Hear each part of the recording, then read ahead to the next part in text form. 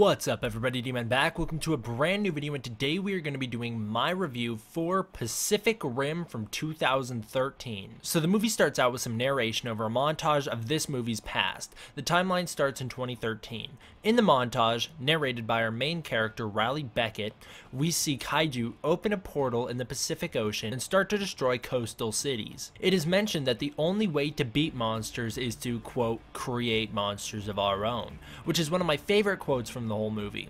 After watching some news footage of kaiju getting their butts handed to them by Jaegers, we cut to the year 2020, where a kaiju rises out of the portal and heads for Alaska. Raleigh and his brother Yancey are deployed to stop the giant Category 3 kaiju. The Jaegers work based off a joined mind meld called the Drift, which I'm not totally sure is something I'd be willing to go with, right? If I was in this whole universe, I guess I'd be like, you know what, it's either I give someone every memory of mine and every thought of mine, or the world dies. So I guess if I was drift compatible with someone, I'd have to, but I don't know, that just seems like something very awkward. Like, oh yeah, here's literally everything I've ever known and literally everything I've ever done. Like, that just seems weird to me. They diverge from their mission and head into battle in order to save a shipping boat, which is being attacked by a kaiju named Knifehead. Gypsy Danger, the Jaeger, makes one of the coolest appearances ever when he shows up to save the shipping boat. He rises up from the water, this massive light blares down on the kaiju and he sounds his horn. Gypsy's got this really cool horn. It's incorporated into the main Pacific Rim theme. It's awesome. Gypsy attacks Knifehead, losing an arm in the process. Yancey is then killed by the kaiju while still neurologically connected to his brother, which is kind of messed up because now his brother can feel his pain when he dies. And Riley pilots Gypsy through battle, killing the kaiju alone, and then walks himself to shore in Alaska. This shot of Gypsy walking onto the shore while the old man and his grandson are standing in the foreground looking for treasure is one of my favorite shots in cinema history ever. The massive scale and the beauty of it as Gypsy slowly limps on land is so damn cool. We cut to 5 years later in the year 2025, where the Jaeger program is being shut down because the kaiju are coming too frequently and are becoming too strong, which feels like all the more reason to fund the Jaeger program to make even more Jaegers, but I don't know, I guess if they want to make this stupid coastal wall, that's fine. Yeah, that's their plan. They're gonna make this coastal wall to protect cities from kaiju. Raleigh is one of the construction workers who's building the wall, and a bunch of men at his construction site lose their minds when they see on the news that a coastal wall in Australia, I was gonna say Africa, when a coastal wall in Australia was destroyed by a kaiju in less than an hour, and it had to be killed by Striker Eureka, which was a giant Jaeger. Pentecost, the commander of the Jaeger program, convinces Raleigh to join his program again after his retirement. They both go to the Shatterdome in Hong Kong. Gottlieb, the math-based scientist, predicts a double event in less than 7 days, saying that the world will soon be destroyed if the breach isn't closed. Newton, the kaiju groupie, predicts that the kaiju are cloned. Newton's one of my favorite characters in this movie. I love the actor Charlie Day, one of my favorite actors of all time. He's in my favorite show. You guys know I love Always Sunny. Well, some of you guys know I love Always Sunny. I actually don't know if that's my favorite show. Probably Walking Dead's my favorite show, but you get the point. Love the actor, love the character. He's pretty funny in this movie, so I'm glad he's in it, and I'm glad he'll be in the sequel. Pentecost plans to drop a nuclear bomb into the breach to close the gap between dimensions. Raleigh takes a liking to the Marshal's second-in-command, Mako, who has a passion for Jaegers and wants to join the program. Raleigh goes into training, testing out co-pilots to see who is drift compatible with him. I guess they need a certain level of fighting capability to be able to go into the ring with him, and then you need to be able to match up to him and predict his moves, and he needs to be able to predict your moves equally for you two to be drift compatible. That's at least what I think happens. I'm not totally sure how drift compatibility works. Pentecost doesn't want Mako in the Jaeger program because she's too emotional due to something that happened to her in the past when she was younger involving a kaiju. We'll learn about that a little later. Newton drifts with a kaiju's brain, which is one of the funnier scenes of the movie because no one wants him to do it. He builds this thing and drifts with the kaiju's brain. Pentecost lets Mako in to pilot Gypsy with Raleigh, which is a really good scene for her. It's like this nice character moment.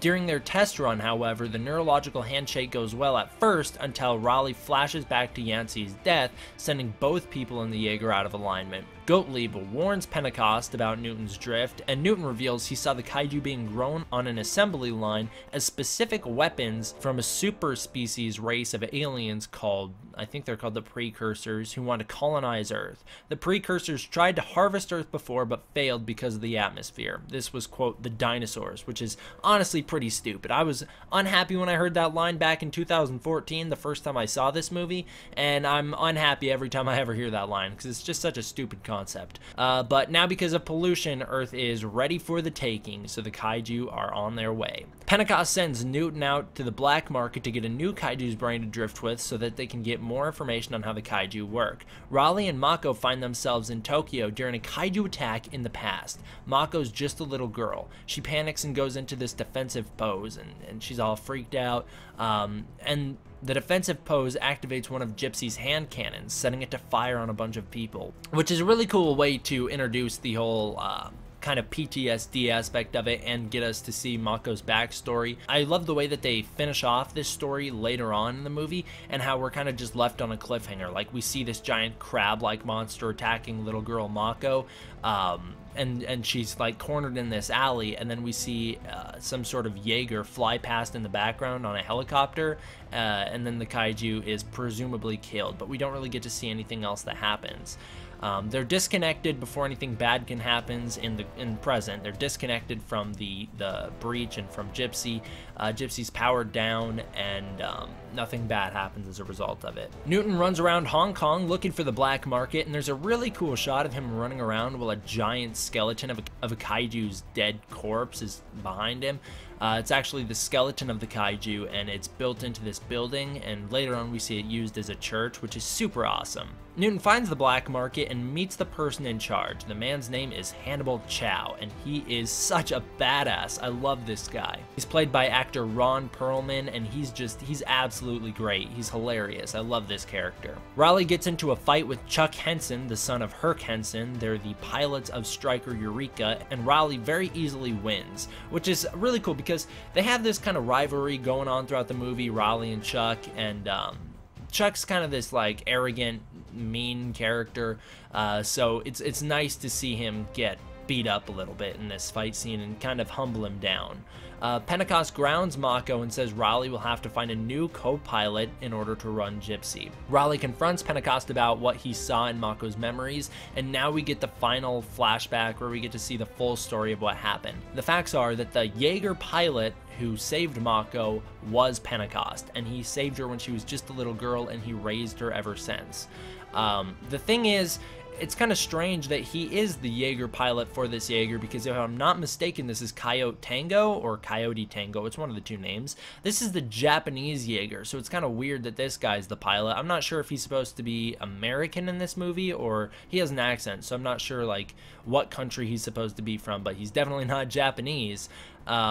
And I really love Coyote Tango's design. I call him Coyote Tango because I don't know if it's Coyote Tango or not. I really like the design, and I think it's seriously underused in the movie. It was used in the ad campaign for the movie. We got to see him on posters and everything, so it's kind of disappointing that he doesn't make a full appearance in this movie.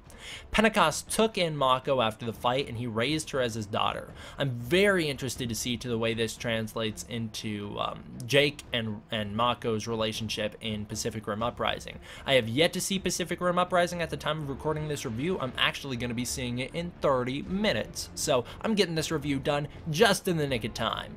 Raleigh and Mako sit and talk as Gypsy's worked on in the background, adding to the movie's overall atmosphere, magnitude, and scale. The color palette as well, oh my god, I forgot to write anything down about this, but it's just so beautiful. They use so many blues. Guillermo del Toro is just a goddamn master, man. I'm very disappointed that Stephen S. DeKnight took over the sequel, because del Toro he's truly a gem. I haven't seen too many of his movies either, but the man knows how to direct. I don't know if his scale's better or worse than Gareth Edwards. I think they both show scale in very different ways, but I definitely appreciate both of their versions of giant monster fights. And I know I shouldn't be comparing this movie to Godzilla 2014, and I'm not really. I'm just saying, like, I don't know which one I like better in terms of the way the action's handled. But, well, I definitely like this movie's action handling better, but I don't know if the scale's better. Either way, the reason I bring that up is because this movie came out around the same time by the same company, Legendary Studios, so there was all this stuff going on about it, and blah, blah, blah, blah, blah. Either way, these movies were kind of heavily linked when they very first came out in the fandom, so I wanted to bring that up now and just say that I don't know which one I prefer in terms of the execution of scale. However, in terms of the execution of story, 2014 wins. In terms of the execution of action, this movie wins. That's what I'll say for the comparison. Suddenly, the breach opens up and the world's first double event occurs. There are two Category 4 kaiju entering the world. Crimson Typhoon and Shenron Alpha are sent out to kill the kaiju, while Striker Eureka will provide cover from Hong Kong. Yeah, it's a pretty cool setup for a fight sequence. It's actually my favorite sequence of the entire movie. I don't think anything actually tops this Hong Kong battle.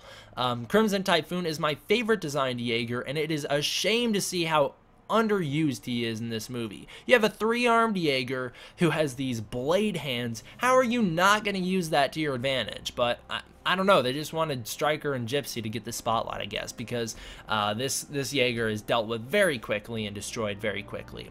Newton asks Chow for a kaiju's brain, but is met with aggression as Chow asks what it's for. After Newton reveals that he drifted with a kaiju, Chow freaks out, noting that the connection between the Jaeger pilots is a two-way street, so the connection between the kaiju will also be a two-way connection, and the kaiju will most likely be targeting him because, as Newton found out, they work on a hive mind. Chow thinks that this is the reason for the double event. However, we saw earlier Gottlieb thought that there was going to be a double event either way. Otachi, my favorite kaiju in the movie, and Leatherback, my second favorite kaiju in the movie, attack Typhoon and Alpha. Actually, Leatherback will show up in just a minute. Otachi's pretty cool. I mean, he immediately melts Alpha's head with some acid after being beat up by Typhoon a little bit, and that's the one good thing. We get to see Typhoon do a little bit of cool stuff here as he like cuts Otachi's throat a little bit. And the Jaegers handle the situation at first. Leatherback will eventually show up and ruin that, but Typhoon is actually I guess they don't really handle the situation because Typhoon is destroyed when Otachi just smashes his head almost immediately into the battle. We get very little screen time with Crimson Typhoon. Shenron Alpha goes to destroy Otachi, but is smashed by Leatherback, who rises from the water and just annihilates him, ripping out the main reactor because you know, Shenron Alpha is not working on nuclear energy from what I can tell, but he's built like a nuclear reactor. He gets that reactor core ripped out, and then when the two pilots are drowning underwater, Leatherback just destroys and blows them up, so they're killed. Otachi swims offshore to Hong Kong after Striker beats the hell out of him for a moment, and then Striker goes to take on Leatherback. Before he actually can, he's gonna fire some missiles and kill Otachi, and Leatherback deploys an EMP to shut that down, no exceptions. So yeah, Striker Eureka is shut down due to the EMP, and now there are no Jaegers in combat. Gypsy runs on nuclear energy and not electrical energy, so he is sent into battle with Mako and Riley as pilots. Gypsy combats Leatherback in the water, but is soon thrown onto land. Actually, before that happens, there's a pretty cool scene where Chuck and Herc, they go up to basically come face to face with Leatherback. They fire some flares in his eyes and it freaks him out. It's really cool. The actual close-up on Leatherback's face shows off the great detail and is just such a beautiful design for a kaiju's face. I love it. But yeah, Gypsy shows up and is thrown onto land and lands near some shipping containers. And then it starts to rain, which is something that I want to bring up.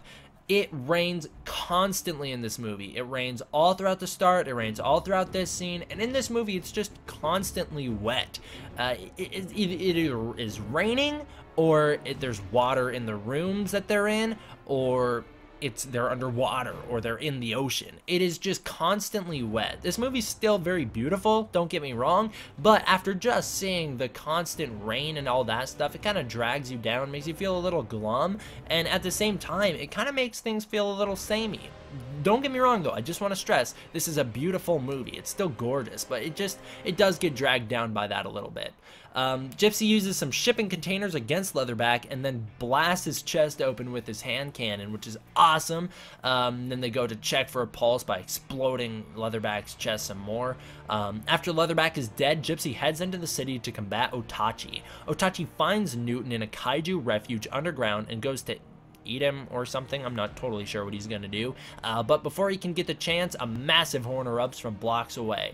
Gypsy Danger shows up ready to combat Otachi using a huge ship as a baseball bat in the fight. This battle includes so many great moments, from Gypsy being thrown into a building and being pulled out just in time to barely set off a Newton cradle, to Gypsy using the cooling system on one of his arms to destroy Otachi's tail. Then the fights take into the skies as Otachi grows wings and lifts off Gypsy into the air, and even the way it ends is just absolutely awesome. This is by far the best part of the movie. Mako uses the chainsword, which I guess was installed after the events of the beginning of the movie, to cut Otachi in half in this super gorgeous shot, resulting in Gypsy crashing into the ground, falling from the atmosphere. Newton shows back up at Chow's place, demanding a kaiju brain, and the two travel to Otachi's dead body to get that brain. When they're there, it's revealed Otachi was sent to Earth with the secret weapon. Turns out she was pregnant. The baby bursts out of Otachi and eats Chow. It then chokes on its own umbilical cord and dies. The monster falls to its death and is ready to be drifted with. Newton preps the neural link and Gottlieb joins him in order to help share the neural load. A second double event occurs and Gottlieb freaks out because his predictions say there should have been 3 kaiju. The Jaegers are prepped for combat, but due to injuries sustained in the previous fight, Herc can't join Stryker with his son Chuck. There are some actually really pretty emotional scenes here between the two as they say their final goodbyes to each other. They try to mend their relationship at the last minute, and there is some slight redemption here for both characters who have failed each other in different ways. It is very clear that both of them know that Chuck won't be returning from this mission due to the nature of it. Stryker will be loaded with a nuclear bomb and will fall into the breach where the bomb will go off, collapsing the portal. It is assumed that Chuck will go down with the ship. Pentecost walks into the Shatterdome's main room ready for combat as Stryker's second pilot. It's revealed that due to him running a solo mission, I think that mission was supposed to be the mission that he saved Mako during, but that's not confirmed. He will be killed as a result of the overexposure to radiation that was seen in the Jaegers from the Mark I era, as well as just the neural load of him splitting the load with someone else to pilot this Jaeger. The neural load alone will kill him once he steps out of it. So he knows for a fact that if Stryker blows up or not, this is his last mission. He then gives my favorite speech in movie history of all time to rally his troops. His canceling the apocalypse speech is actually what sold me on this movie and got me to see it in the first place. I heard this speech almost a year after Pacific Rim came out in theaters, and it was this speech that got me to say, alright, I'll give this movie a shot, and I'm so glad I did, because after seeing it in early 2014, I fell in love with this film. Stryker and Gypsy are sent into battle underwater, seeing as though the kaiju have not left the breach yet. Newton and Herman drift with the dead baby kaiju's body, actually they just drift with the brain, but you get the point, and they see everything about the kaiju world. Stryker and Gypsy head into the breach and the plan is put in motion. Before Stryker can, quote, take the leap, jumping into the breach and detonating the bomb, they are attacked by 2 kaiju. One of the kaiju bites off Gypsy's arm and is then cut in half by the chainsword in an awesome scene. This kaiju has a super cool design, but he really doesn't have much screen time. The other kaiju is stabbed in the head and then has half of his face burnt off in this flaming vent underwater before retreating from Gypsy. A Category 5 kaiju rises from the breach and attacks Stryker. Stryker is double teamed by the huge kaiju and a second Category 4 which shows up, the one that got his face burnt off. Herman and Newton reveal that the plan won't work unless the breach reads kaiju DNA, allowing it to open. The bomb will deflect and nothing will happen, just like what happened in the past when they attacked it. I guess they attacked it multiple times before this point. So Gypsy grabs a kaiju corpse and heads for the breach. Stryker is forced to blow himself up, detonating the nuclear bomb as a way to kill the remaining 2 kaiju. There's this really cool part when the bomb goes off where all the water is blasted away as the shockwave of the nuke goes off, and then suddenly comes rushing back in as the shockwave depletes. It's awesome. Just before Gypsy can make the jump, the Category 5 kaiju shows back up, completely ripped apart from the nuke. Gypsy tackles him into the rift and the two teleport into the kaiju world. The chainsword and Gypsy's chest repulsor are both used to kill the kaiju as they fall into the precursor's world. Mako is shot back to Earth in an escape hatch, and Raleigh sets Gypsy to self-destruct. He barely shoots to Earth in time for the bomb to go off and the bridge to collapse as Gypsy explodes. The double nuclear core inside of Gypsy Danger really did come in handy in this scene. The precursors are blown up and obliterated, but the giant eye in the sky still watches, meaning there is room for the sequel. Raleigh and Mako embrace as the rescue team comes to pick them up as the day is saved. After the credits roll, we see Chow survived being eaten and is ready to tear it up in the sequel. Or at least the comics. I don't actually think he's back in Pacific Rim Uprising. Pacific Rim is a near perfect movie in my opinion, which might surprise some of you. It is just the right balance of human and kaiju action to keep me entertained. There's actually a lot less kaiju and Jaeger action than I thought there was, seeing as though I haven't seen this movie in a while. I had to go off my memory, and apparently it failed me. That's not a bad thing. When this movie came out, I blew it off thinking it was a Transformers ripoff, but shortly after Godzilla 2014 came out, I fell in love with Pacific Rim, watching it more times than I had seen any other movie up to that point. I became obsessed with it, and for good reason. It's a super cool movie. Guillermo del Toro, the director, really knows how to make things look beautiful, show off scale, and handle a story all at the same time. This movie is self-aware in all the right ways and has a lot of fun with the premise of giant monsters fighting giant robots. I love this movie. It's a really great time. This movie also has one of the best soundtracks I have ever heard. The main Pacific Rim theme is the definition of iconic. It's so damn cool and so associated with this movie for me. I'm gonna be incredibly disappointed if it doesn't come back in the sequel, which, spoiler alert, I already know it does because I read interviews with the guy who scored the sequel. The Pacific Rim soundtrack as a whole only has a few songs that I think slow it down a bit. I think the end drift song that plays during the ending credits as people rap is really dumb. But other than that, there's really not any songs that stick out to me as being bad. Sure, some of them are slow, so I don't listen to them as often, but not one song in this whole soundtrack is bad. Gypsy Danger's theme, the main theme, Striker Eureka's theme, even Shenron Alpha's theme are absolutely awesome. The No Pulse song that plays after they blow up Leatherback's chest is so cool. Pacific Rim is a really great time. A few things that hold it back for me, however, are the lack of really in-depth characters. We don't learn too much about any of these characters, and I would have preferred to spend more time with people like Pentecost. I don't have a problem with the pacing in this movie like some people do, but I would say that there could be a little bit more human story. But overall, that's the thing. The human story is pretty solid. I enjoy all these characters. It's a fun time. The kaiju story is awesome, and I love seeing all the action. The music is great, and the special effects are really impressive.